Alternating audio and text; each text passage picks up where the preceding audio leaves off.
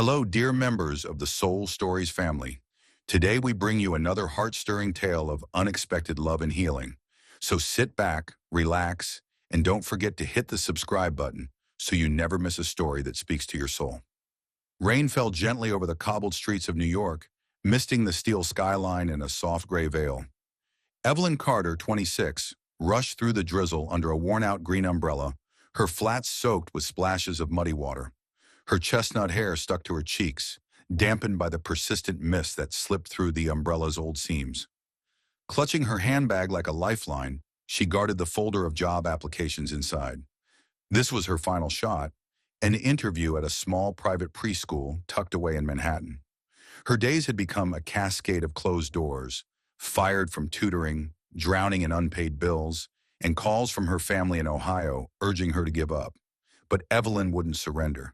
She adored children, admired their innocent lens on life, and deep inside believed teaching them was her calling.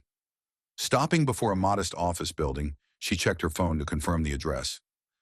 "This is it," she murmured, tugging at the wrinkles in her beige dress, willing herself to look composed despite the nerves storming within. As she stepped into the foyer, a sharply dressed man in a black suit approached, his face unreadable.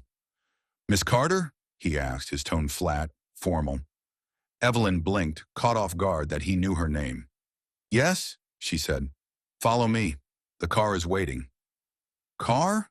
she echoed, confused, but he was already leading her to a sleek black SUV parked just outside. She reasoned maybe the school was thoughtful enough to provide transport for interviewees.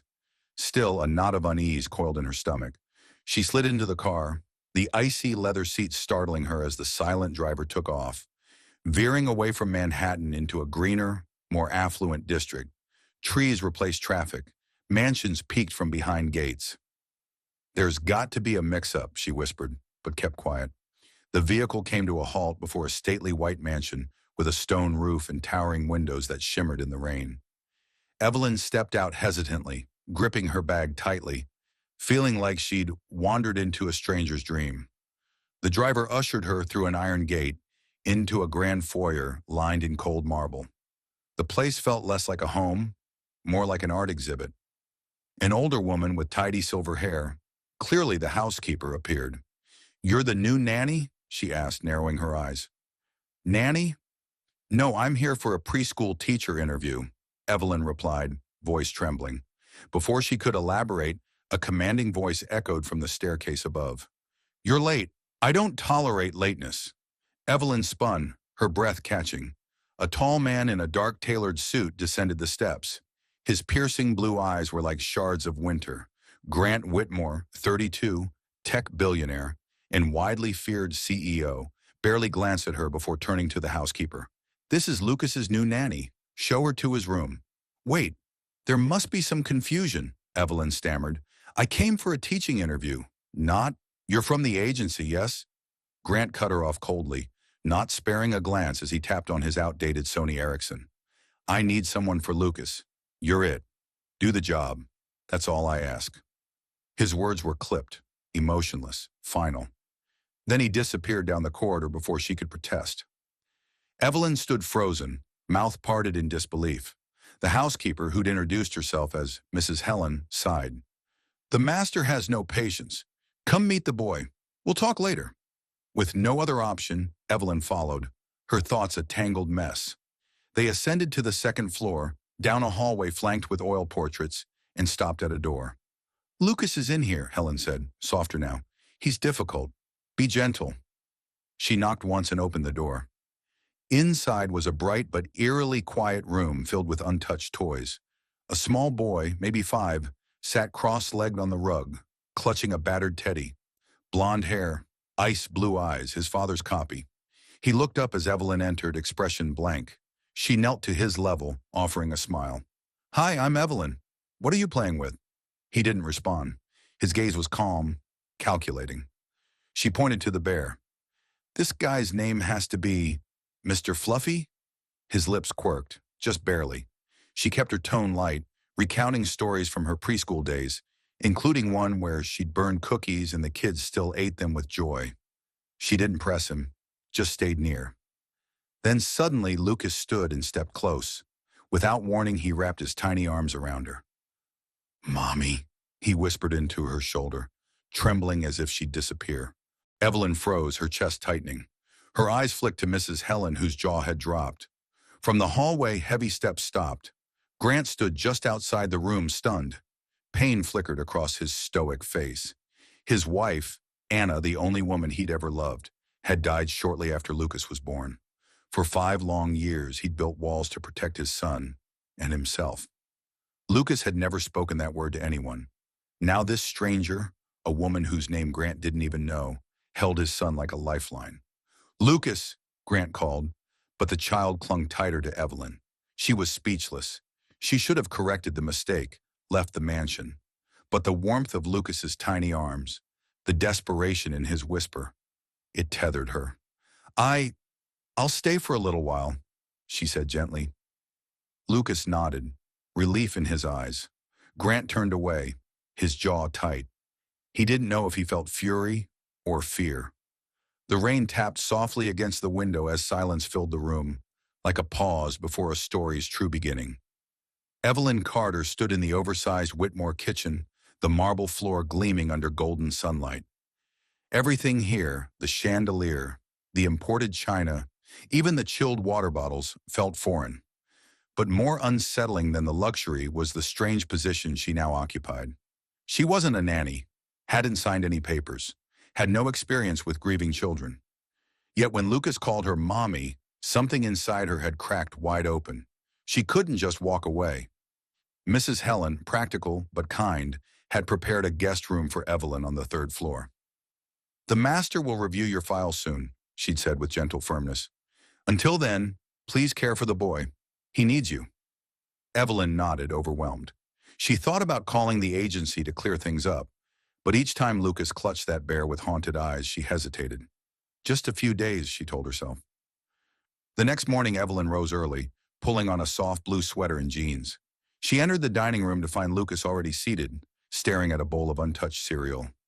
His green eyes, so like his father's, lifted briefly before lowering again. "Morning, Lucas," she said brightly, settling beside him. "Would you like something else? Maybe pancakes?" He didn't answer, just hugged his bear tighter. Evelyn stood rummaging through the high-end kitchen, eventually locating pancake mix in a drawer designed for gourmet chefs. "Let me tell you something," she said while stirring batter. "My brother and I once made pancakes with salt instead of sugar. Our faces puckered like raisins." She laughed softly, peeking at Lucas. His mouth twitched. It wasn't a full smile, but it was something. Breakfast ended with overcooked pancakes, but Lucas ate half and even added syrup. A quiet win. When she looked up, she noticed Grant in the doorway, coffee in hand, watching. "You did well," he said without inflection. "He usually doesn't eat." Before she could answer, he was gone. A chill lingered. Evelyn was learning that Grant Whitmore lived behind emotional armor. He was rarely present, always in sharp suits, always surrounded by files and phone calls. He never asked Evelyn her last name, never checked her credentials. He issued orders through Mrs. Helen. "Make sure Lucas is okay." But sometimes Evelyn caught him watching her with Lucas, his gaze unreadable, almost troubled. She didn't know what haunted him, but his silence stirred both curiosity and sorrow in her. On the 3rd morning, Evelyn brought out colored paper and crayons. Lucas liked drawing, though his pictures were always empty loops. "Lucas," she said gently, "let's make a card today. A special one for someone you really love." He blinked. "For who?" The words came barely above a whisper.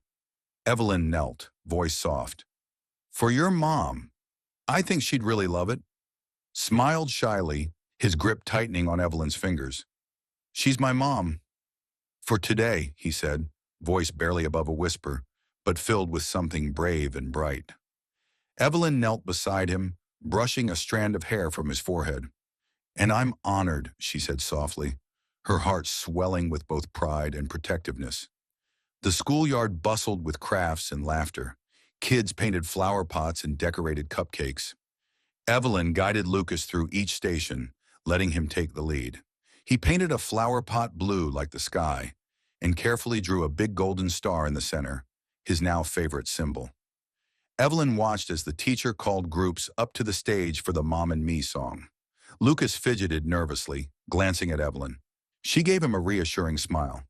"You want to sing with me?" He nodded, and so they stood, surrounded by other pairs, as the children sang about hugs, cookies, and bedtime kisses. Lucas's voice was soft at first, but then grew louder, more confident. Evelyn felt her throat tighten. He was doing this. For her, for his mom in heaven, for himself. From the back of the room, a tall man in a dark coat stood silently, unnoticed.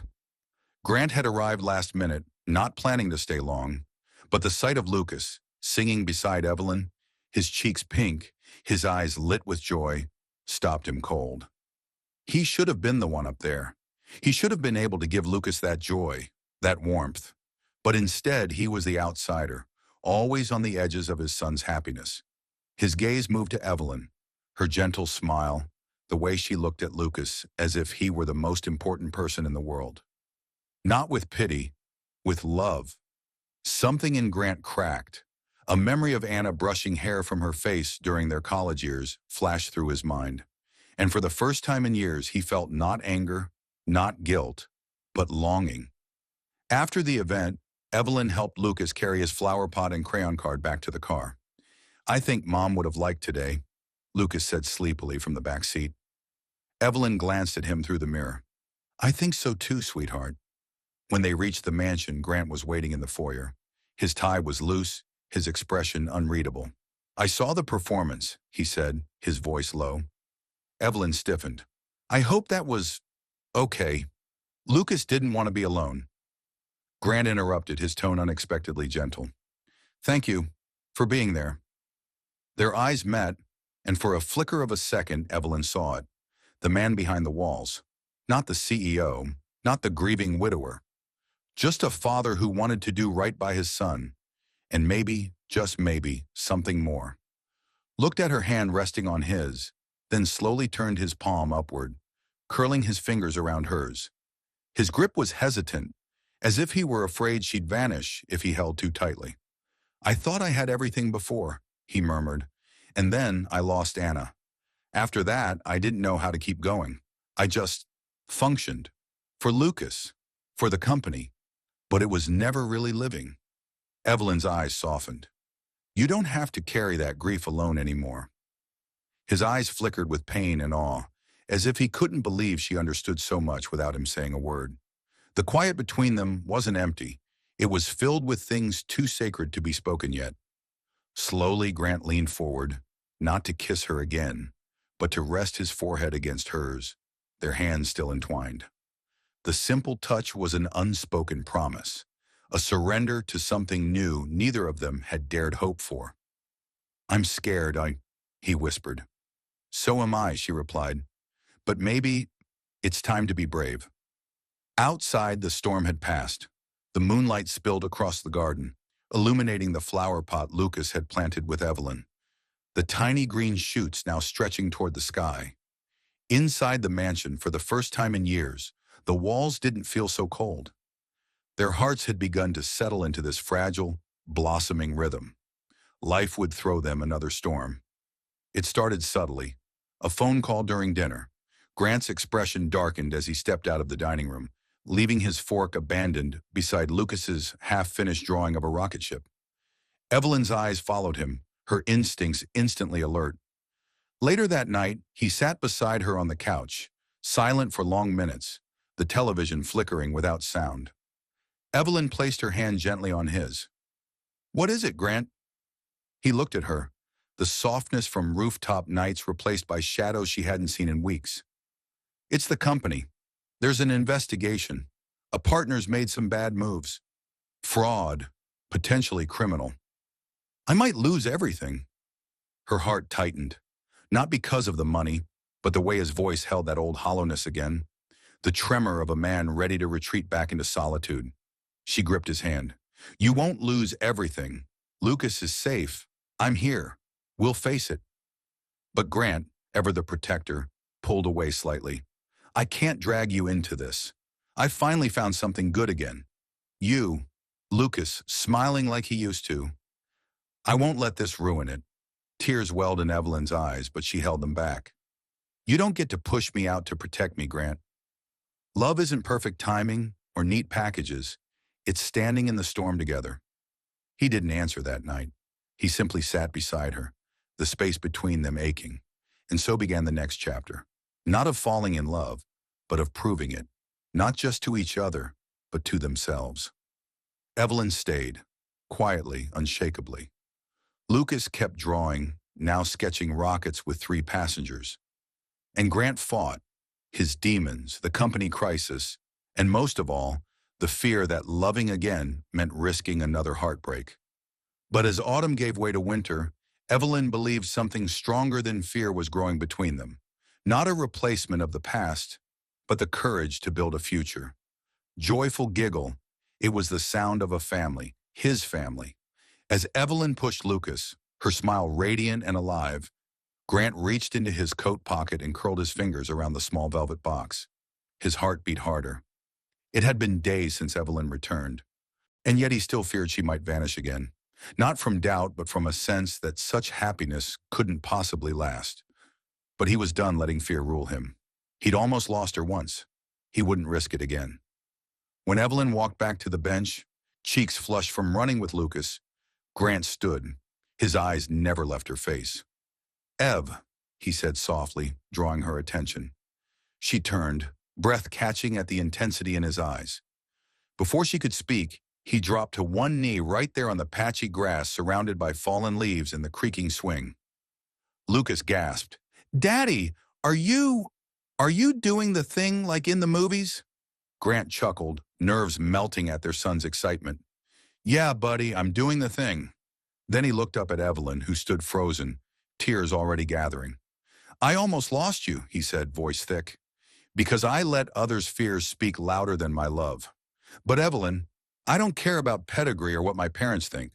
All I know is, you're the woman who healed my son's heart, and mine." He opened the box. A simple gold ring with a small sapphire nestled beside a diamond, untraditional, but chosen with care. "I want to spend the rest of my life with you. Will you marry me, Evelyn Carter?" Evelyn's hand flew to her mouth. Her heart thudded like wings in flight. She looked at Lucas, who beamed, nodding vigorously, then back at Grant, the man who'd chosen her again and again, even through fear and family storms. Tears spilled as she dropped to her knees and whispered, "Yes. Yes, Grant. 1,000 times yes." He slipped the ring onto her finger, then pulled her into his arms. Lucas squealed and threw himself around them both in a giant hug, nearly knocking them over. Around them, the park remained unchanged. The slide creaked, the breeze blew, and a child nearby cried over a fallen ice cream. But in their little corner of the world, time stood still, just for a moment, as a family sealed itself with love, laughter, and a promise that nothing, not even the fiercest storm, would ever tear them apart again. Evelyn's gentle voice encouraged as she pushed the swing higher. Grant reached into his pocket, fingers brushing the small velvet box he'd carried for days. He knew. The moment had come. The idea of proposing had taken root after Lucas ran to Evelyn's apartment. That night, holding his son and seeing the love in Evelyn's eyes, Grant knew she was his future. He'd once feared love, believing it led only to loss. But Evelyn proved otherwise. She didn't replace Anna. She built something new, a family born from healing and hope. He chose the park for this moment, not just because Lucas loved it, but because it symbolized their journey, a place of joy where they learned to be together. As the sun began to set, casting an orange-gold glow across the playground, Grant called, "Buddy, come here a sec." His voice was calm but thick with emotion. Lucas hopped off the swing, running to his father while Evelyn followed, curious. "What's up?" she asked, tilting her head with a playful smile. Grant took a deep breath, eyes locking with hers. He dropped to one knee on the patchy grass by the swings. Lucas's eyes widened, sensing something big. Evelyn's breath caught, her hand flying to her mouth as Grant pulled the velvet box from his pocket and opened it. An elegant ring glinting in the sunset, a single diamond on a delicate gold band. "Evelyn," he began, voice low and trembling, "I spent years thinking I'd never feel again, that I didn't deserve to. After Anna, I thought love was gone forever. But then you walked into our lives. You didn't just care for Lucas. You brought my son back to me. You taught him to laugh, to love, and you taught me I could love again." He paused, his eyes shimmering. Lucas bounced on his toes, clutching Evelyn's hand. "Anna gave me Lucas," Grant continued, voice breaking. "And I'll always hold her in my heart. But you, Evelyn, you gave us a family. You brought hope. You made me believe in tomorrow. I love you more than I thought I could love again. I want to spend every day making you as happy as you've made us." He held up the ring, never looking away. "Please let me love you for life. Will you marry me?" Evelyn's breath stopped, her vision blurred with tears. She looked at Grant, kneeling before her, his face open and full of sincerity. She looked at Lucas, his eyes sparkling, his small hand gripping hers. "Anna gave me Lucas. You gave us a family." The words sank deep into her soul. She'd come to this city with a broken heart, seeking meaning, and now she'd found it. "Yes," she whispered, voice choked with emotion. "Yes, Grant, I'll marry you." Tears streamed down her cheeks as she nodded, joy and love overwhelming her. Lucas cheered, jumping up and down. "Yeah, now we're a real family." He wrapped his arms around Evelyn's waist. She laughed through her tears, pulling him close, while Grant stood, eyes glistening. He slipped the ring onto her finger, his touch gentle but sure, then pulled her into his arms. Their lips met in a kiss, soft at first, then deepening with promise. It was a kiss that held everything, the pain they'd overcome, the love they'd found, and the future they would build. Lucas tugged their sleeves, giggling. "Me too, me too." Grant and Evelyn laughed, pulling him into a three-way hug. They stood there entwined, the world fading away. The ring on Evelyn's finger gleamed in the last rays of daylight, a quiet symbol of forever. When they parted, Lucas grabbed Evelyn's hand, inspecting the ring with awe. "It's so shiny." Then he looked up, eyes wide. "Miss E, are you really my mommy now?" His voice was small but full of hope. Evelyn knelt, cupping his face. "I'll always be here for you, Lucas," she said, voice thick with love. "You're my family. I love you so much." Lucas beamed, hugging her tight. Grant watched, chest swelling with gratitude. He'd never imagined this, a complete family, not despite the past, but because of it. He took Evelyn's hand, brushing his fingers over the ring. "I meant every word," he whispered. "You've given us everything. I'll spend my life showing you that." She smiled, leaning into him, her head resting on his shoulder as Lucas ran back to the swings. They stayed at the park until the sky turned pink and gold. Lucas insisted on showing off his super swing skills, while Grant and Evelyn took turns pushing him, their laughter blending with the breeze. Occasionally, Grant caught Evelyn's eye, and they shared a look that said everything. A promise, a vow, a love that had weathered storms and grown stronger. Back home, Lucas raced inside, already shouting about telling Mrs. Helen the news. Grant held Evelyn back at the door, pulling her close. "Thank you," he whispered, forehead resting against hers. "For choosing us."